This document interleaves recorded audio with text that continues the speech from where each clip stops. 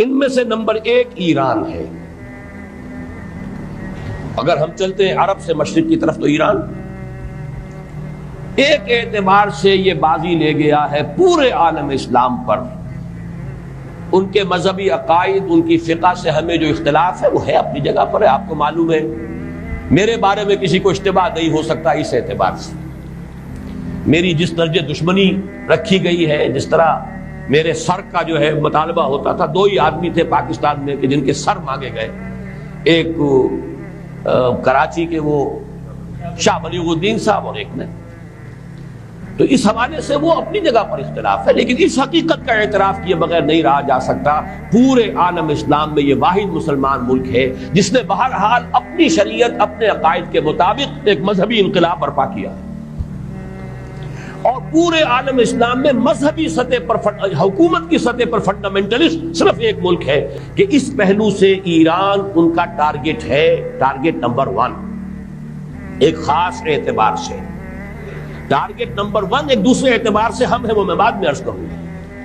چونکہ حکومت کی سطح پر فنڈامنٹلزم ہے اور وہ آیا ہے ایک عوامی انقلاب کے نتیجے میں، پھر ان کے پاس تیل کی دولت ہے. اس کے خلاف اکنامک سینکشنز بھی ہو جائیں تو اگر لیبیا کھڑا ہو سکتا ہے تو بہرحال وہ بھی کھڑا ہو سکتا ہے. اور نقشہ وہ دنیا کو دکھا چکا ہے کہ لڑا دے ممولے کو شہباز، یہ نقشہ بھی اس نے دکھا دیا.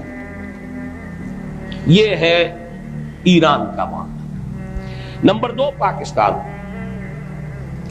پاکستان 400 برس کی تجدیدی مساعی کا امین ہے، امانت دار ہے.